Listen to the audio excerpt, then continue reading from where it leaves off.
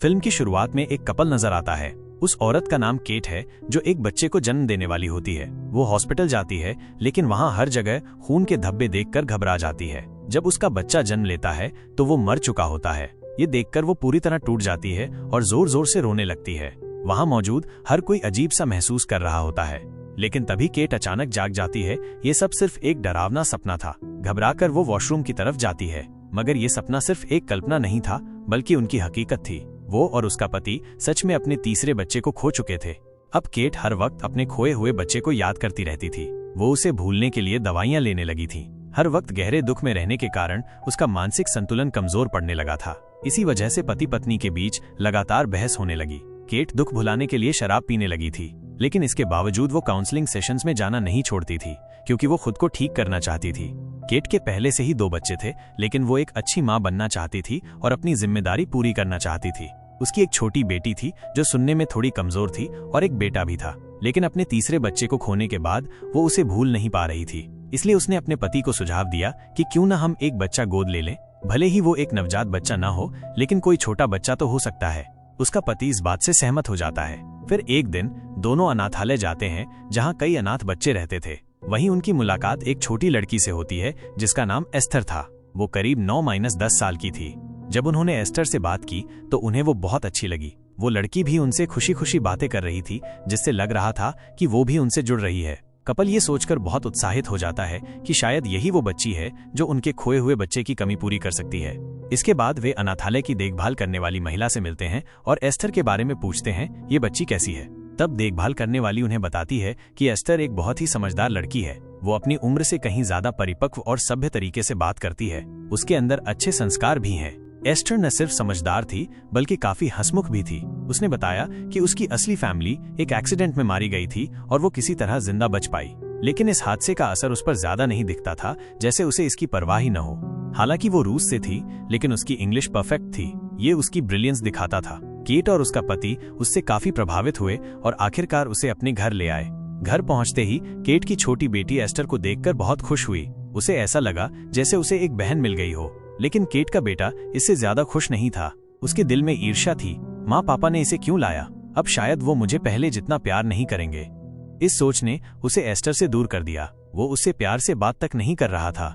रात के समय केट और उसका पति अपने कमरे में थे, तभी एस्थर उनकी छोटी बेटी के साथ वहां आ गई। उसकी आवाज में हल्की घबराहट थी। माँ, हमें डर लग रहा है, हमें नींद नहीं आ रही। केट ने उन दोनों को अपने पास बुला लिया और उन्हें सुला दिया, लेकिन उस वक्त उसे अंदाजा नहीं था कि ये मासूम सी दिखने वाली लड़की उनकी जिंदगी में कितना बड़ा तूफान लाने वाली थी। एक दिन केट का बेटा घर के पास के जंगल में खेल रहा था। उसके पास एक गन थी जिससे वो चीजों को निशाना बना रहा था। अचानक गलती से उसकी गोली एक कबूतर को जा लगी। वो तड़पने लगा, उसकी सांसें हल्की पड़ने लगी। लड़के की आंखों में डर था। उसके ये सब जानबूझकर नहीं हुआ था, लेकिन दूर खड़ी एस्थर की आंखों में कुछ और ही था। उसकी हल्की सी मुस्कान जैसे कुछ और ही इशारा कर रही थी। कबूतर पूरी तरह घायल होकर जमीन पर गिर पड़ा। उसकी सांसें तेजी से टूट रही थीं।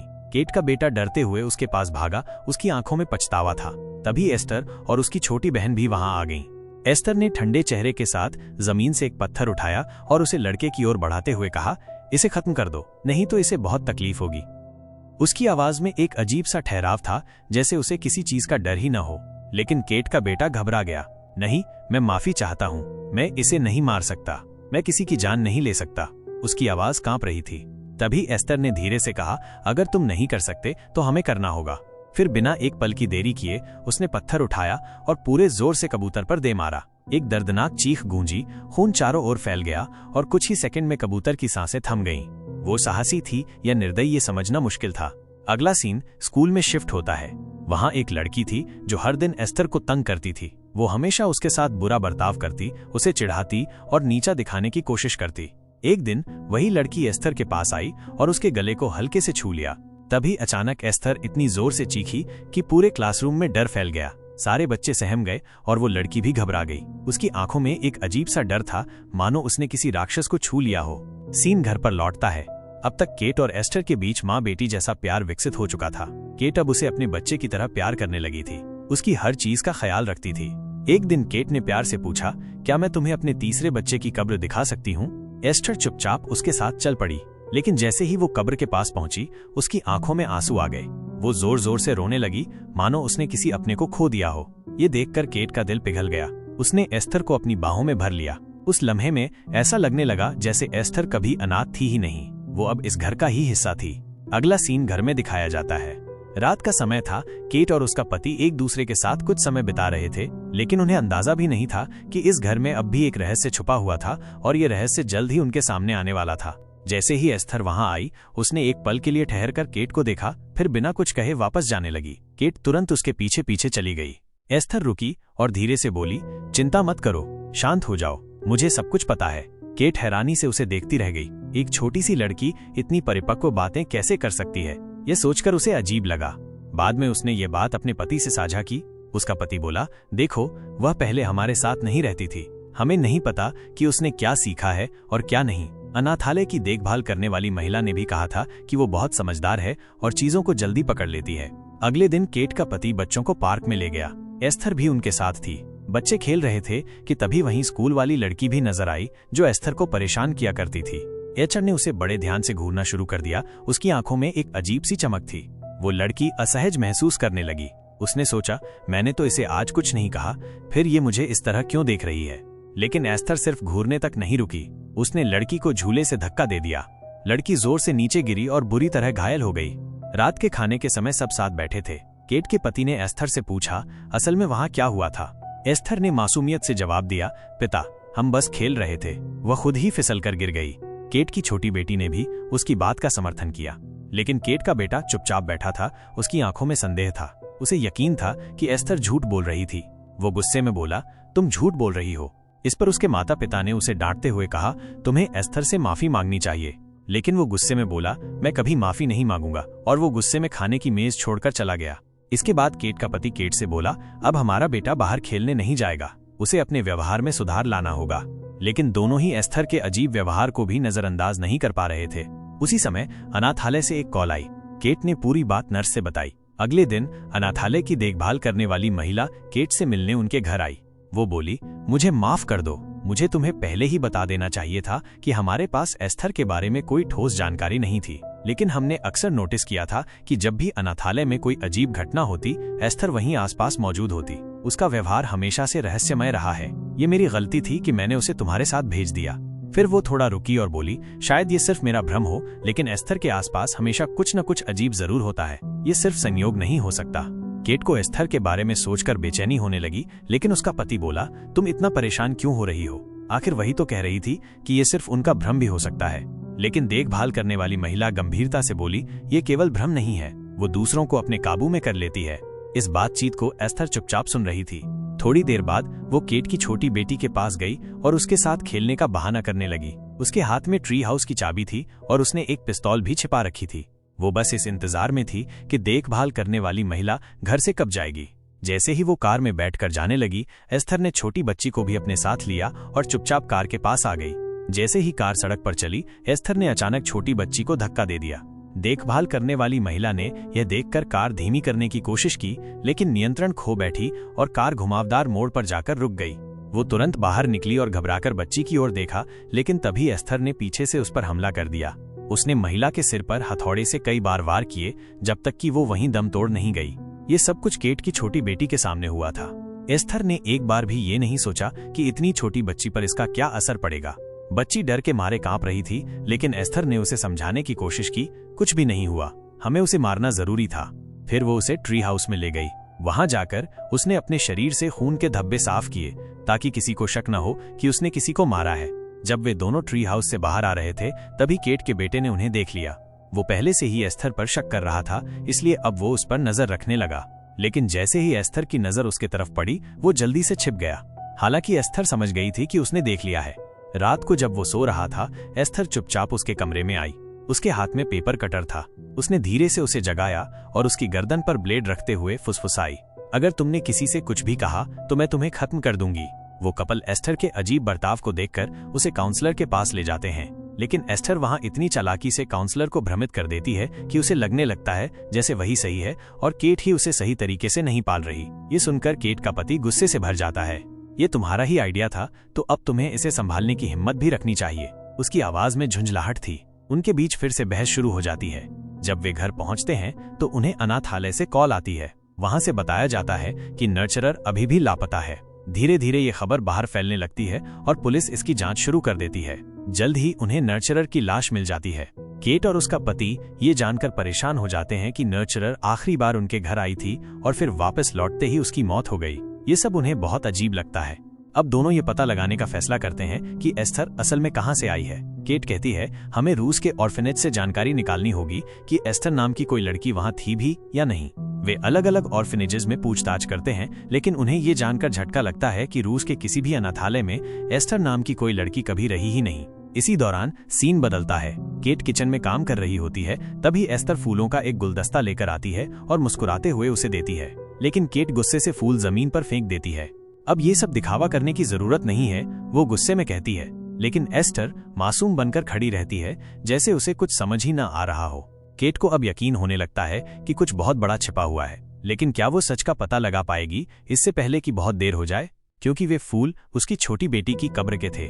केट गुस्से से एस्थर की कलाई पकड़कर फूल छीनने की कोशिश करती है, लेकिन एस्थर अपनी पकड़ मजबूत कर लेती है और फूल देने से इनकार कर देती है। तभी केट का पति वहां आ जाता है और दोनों को रोकता है।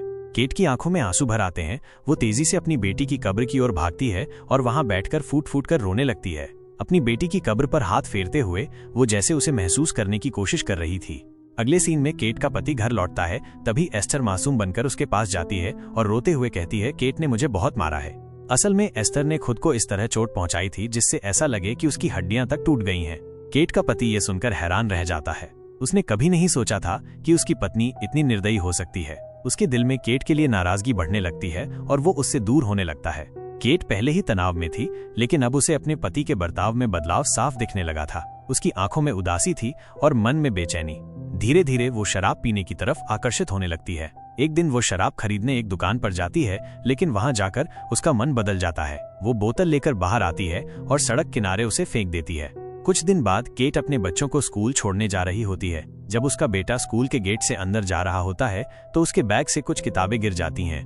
केट तुरंत कार से उतरती है और किताबें उठाकर उसे देने जाती है, लेकिन तभी एस्थर कार के ड्राइवर सीट पर बैठ जाती है और अचानक कार को रिवर्स में डाल देती है।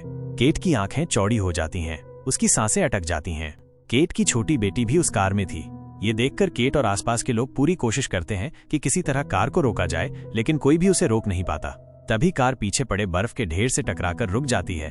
केट भागते हुए कार के पास पहुंचती है और तुरंत अपनी बेटी को बाहर निकालकर उसे गले से लगा लेती है। इस हादसे के बाद उसकी चिंता और बढ़ जाती है। उसे महसूस होने लगता है कि कोई उसकी खुशियों को छीन रहा है। उसके तनाव को देखते हुए उसके पति ने घर पर ही काउंसलर को बुला लिया। केट के पति ने काउंसलर को बताया कि पिछली रात उसने शराब की बोतल खरीदी थी, लेकिन केट झट से कहती है, मैंने एक बूंद भी शराब नहीं पी। काउंसलर उसकी बात को नजरअंदाज करते हुए कहता है, तुम्हें रिहैबिलिटेशन सेंटर जाना होगा, जहां तुम्हारी शराब पीने की आदत छुड़ाई जाएगी, फिर तुम पूरी तरह ठीक होकर लौटोगी। लेकिन कोई भी उसकी बात पर यकीन नहीं करता। अब केट का बेटा अपनी छोटी बहन के पास जाता है। वो उससे धीरे से पूछता है, तुम कुछ जानती हो ना? फिर वो छोटी बच्ची चुपचाप कागज पर कुछ बनाने लगती है। जैसे ही उसने उसे दिखाया, सब कुछ साफ हो गया। उसने एक तस्वीर बनाई थी जिसमें एस्थर को खून बहाते हुए दिखाया गया था, ये साबित करने के लिए कि उसने ही हत्या की है और ये सब बुरी घटनाएं उसी की वजह से हो रही हैं। अब केट का बेटा पूरी तरह समझ चुका था कि एस्थर एक खतरनाक लड़की है। वो अपनी छोटी बहन से कहता है, मैं ट्री हाउस जा रहा हूँ कुछ सबूत इकट्ठा करने। हम एस्थर का असली चेहरा इसी से बेनकाब कर सकते हैं। उसके मन में बस एक ही बात थी, मैं अपने माता पिता को साबित करके रहूंगा कि वो एक बुरी लड़की है। दूसरी तरफ केट एस्थर के कमरे की तलाशी ले रही थी। तभी उसे एक किताब मिलती है जिसमें कई तस्वीरें चिपकी हुई थीं। उस किताब पर एक संस्था का नाम लिखा हुआ था। उत्सुकतावश वो उस जगह पर फोन करके पूछती है, क्या यह एक अनाथालय है? सामने से एक महिला की आवाज आती है, नहीं, ये एक मानसिक अस्पताल है। तब केट को समझ में आता है कि एस्थर किसी मानसिक अस्पताल से आई थी। उधर केट का बेटा ट्री हाउस में सबूत इकट्ठा करने पहुंच चुका था, लेकिन एस्थर को भी इसका आभास हो गया था। वो किसी तरह वहां पहुंच जाती है और सारे सबूत जला देती है। आग इतनी तेजी से फैलती है कि पूरा ट्री हाउस जलने लगता है। केट का बेटा भी उसमें फंस जाता है और एस्थर नीचे उतरते हुए उसे अंदर से लॉक कर देती है। वो किसी तरह खिड़की खोलकर बाहर निकलने की कोशिश करता है, लेकिन बुरी तरह घायल हो जाता है और जैसे ही नीचे गिरता है बेहोश हो जाता है। केट खिड़की से ये सब देख रही थी। वो तुरंत दौड़कर अपने बेटे के पास पहुंचती है। तभी एस्थर एक भारी पत्थर उठाकर उसके सिर पर मारने के लिए आगे बढ़ती है, लेकिन उसी वक्त केट की छोटी बेटी वहां पहुंचकर उसे रोक लेती है। उसी समय केट भी वहां आ जाती है और अपने बेटे को तुरंत अस्पताल लेकर चली जाती है। केट अपने पति को समझाने की कोशिश कर रही थी कि इन सब के पीछे एस्तर का ही हाथ है, लेकिन उसका पति गुस्से में बोला, वो बस एक बच्ची है, वो ऐसा कुछ नहीं कर सकती। केट को समझ में आ गया था कि एस्तर ने उसके पति को पूरी तरह अपने जाल में फंसा लिया था। वो इतनी चालाकी से उसकी भावनाओं से खेल रही थी कि अब वो एस्तर के खिलाफ कुछ भी सुनने को तैयार नहीं था। तभी सीन बदलता है। एस्टर गुस्से में अस्पताल पहुंचती है जहां केट का बेटा भर्ती था। उसकी आंखों में अजीब सा खौफनाक जुनून था।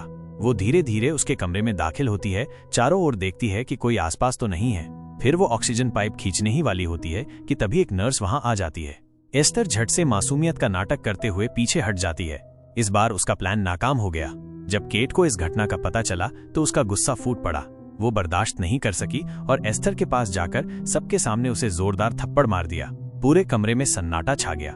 केट की आंखों में आग थी, उसकी आवाज कांप रही थी, तू मेरे बेटे को मारने गई थी, तू एक शैतान है।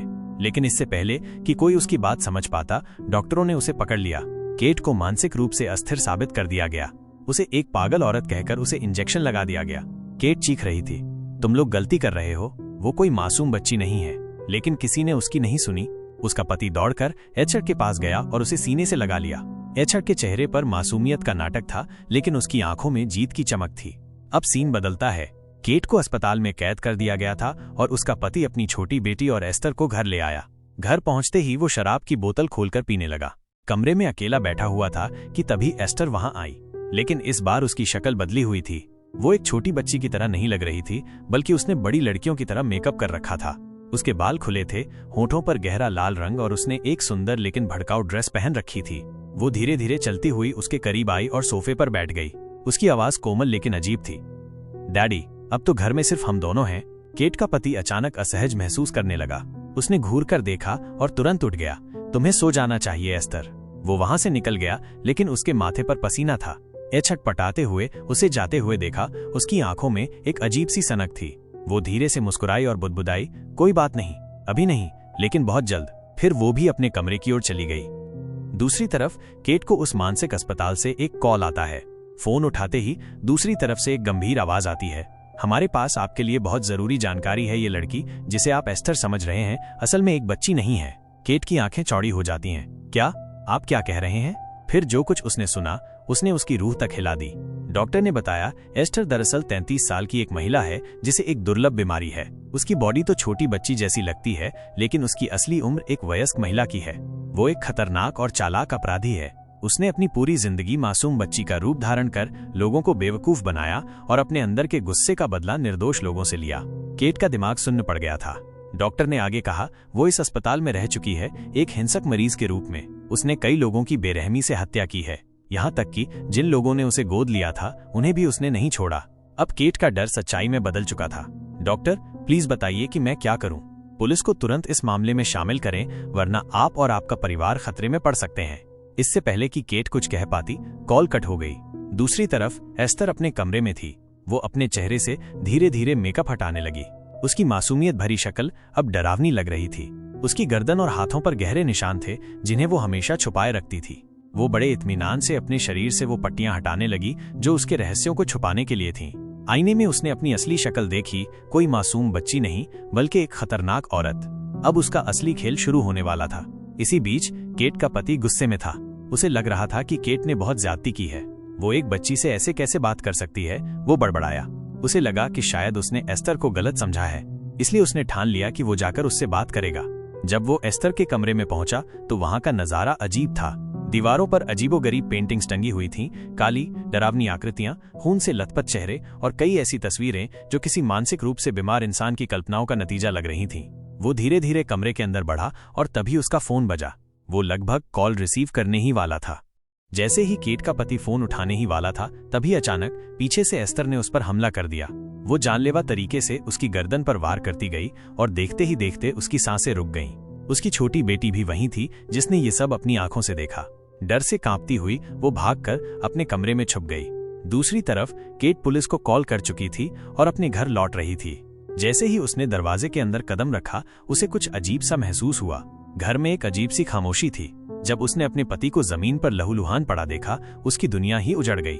उसका दिल फटने लगा। अगर मैं पहले समझ जाती कि एस्टर कौन है तो मैं उसे बचा सकती थी। वो अपने पति के पास बैठकर रोने लगी, लेकिन अब कुछ भी कर पाना नामुमकिन था। अब उसकी एक ही चिंता थी, उसकी बेटी कहाँ है। केट ने पूरे घर में उसे ढूंढना शुरू किया। तभी अचानक कहीं से गोली चलने की आवाज आई। एस्टर ने उस पर गोली चला दी थी। गोली केट के कंधे में लगी और वो दर्द से जमीन पर गिर गई। लेकिन एस्टर का असली निशाना कोई और था। वो उसकी छोटी बेटी को ढूंढ रही थी। अब केट की बेटी ग्रीन हाउस में छुपी हुई थी, लेकिन एस्टर भी उसका पीछा करते हुए वहीं पहुंच गई।